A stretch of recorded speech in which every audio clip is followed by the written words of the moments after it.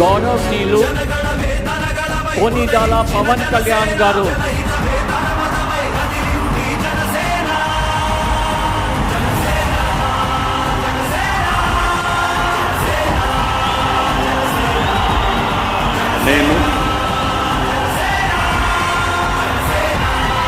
కొనిదల పవన్ కళ్యాణ్ అనే నేను శాసనం ద్వారా నిర్మితమైన భారత రాజ్యాంగం పట్ల నిజమైన విశ్వాసం విధేయత చూపుతానని, భారతదేశ సార్వభౌమాధికారాన్ని సమగ్రతని కాపాడుతానని,